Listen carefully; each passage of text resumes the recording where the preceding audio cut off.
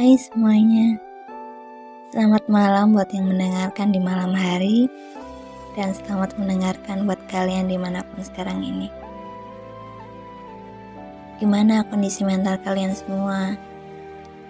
Kalau mungkin lagi kecewa atau sedih, apa-apa, itu cuma sebentar kok. Sebelumnya, aku mau makasih buat kalian, buat teman-teman juga yang udah support aku selama proses meyakinkan kalau aku bisa kok untuk ada di platform ini.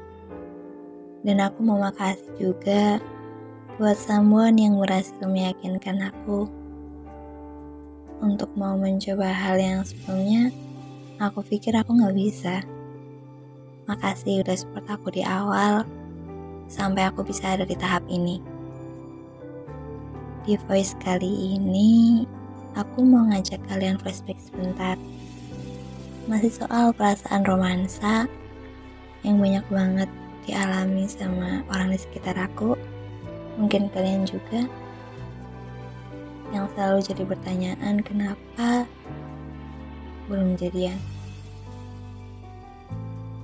Menjalin hubungan asmara itu disebut banyak orang gampang-gampang susah ya. Pada awalnya semua terasa mudah dan indah. Apa yang dijalanin sama doi pasti semua rasanya menyenangkan. Gak ada satu hari tanpa kendala, dan semua situasi pasti akan membuat kalian nyaman. Tapi kondisi ini diakui beberapa orang gak selalu bisa bertahan lama.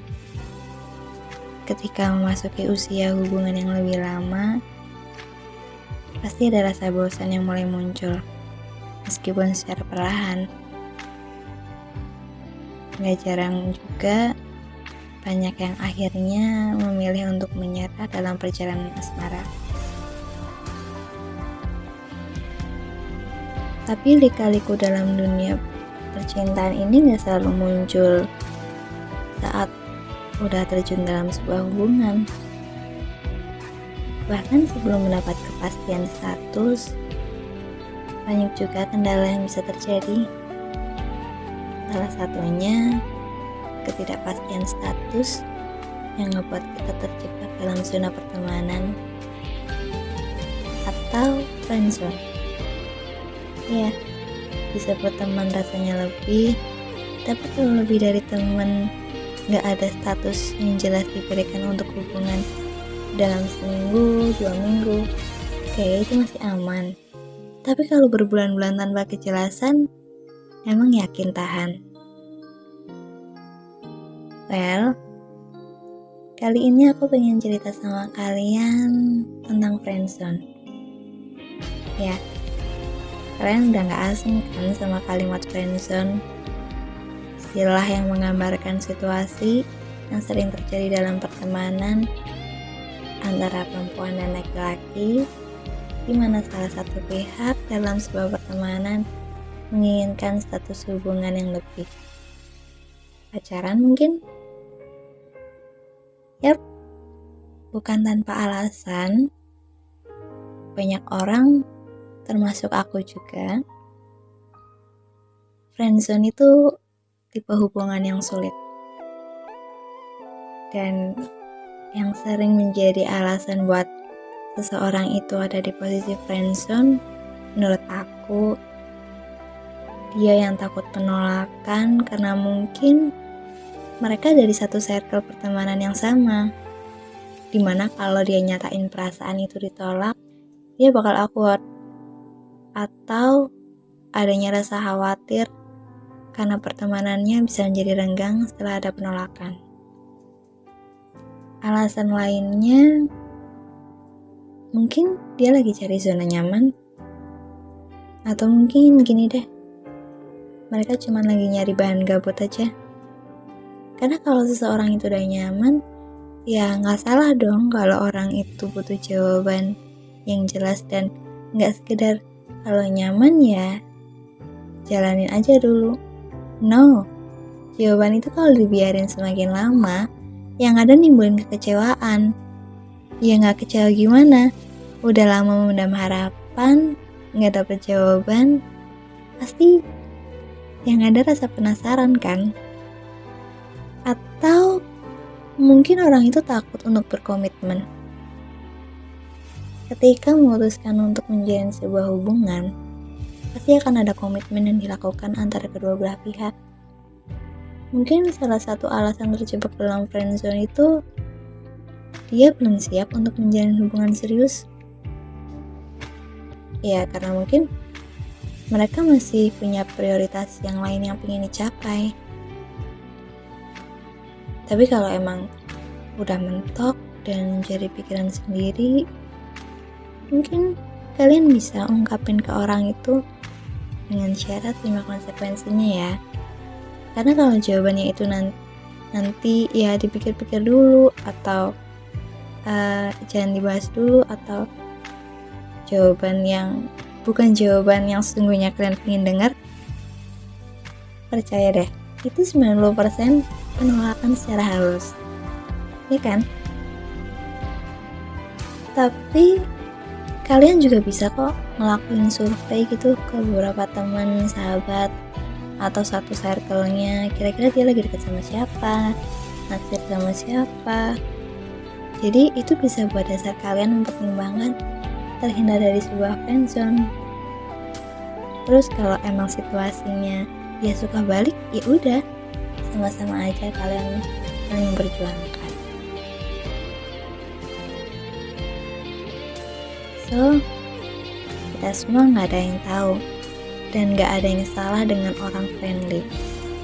Pernah nggak sih dekat tapi akhirnya nggak jadian? Kalau dibilang deketnya gimana, deket banget. Saking deketnya nih, udah tahu kebiasaan masing-masing, udah tahu hal apa aja yang bisa bikin seneng dan hal yang harus dihindarin karena bisa aja nyakitin. Kita hidup pasti nggak akan pernah bisa sendirian, selalu butuh manusia lain. Dan sedikit cerita, aku senang kamu hadir di bagian cerita ini. Karena biasanya setiap aku sedih, ada masalah, aku bakal pendam sendirian.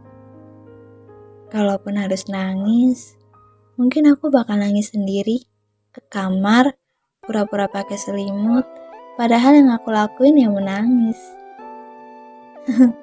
Iya, ternyata berkenalan sama kamu itu membuat aku jauh lebih peka sama diriku sendiri. Beda kalau sama kamu. Aku ngerasa bahwa aku sangat sungguh dihargai sebagai manusia. Di hal-hal sederhana kalau dilakuin sama kamu, bisa seseneng itu. Kadang ngebayangin, kalau dengan hal-hal kecil yang seneng ini, gimana kalau jadian?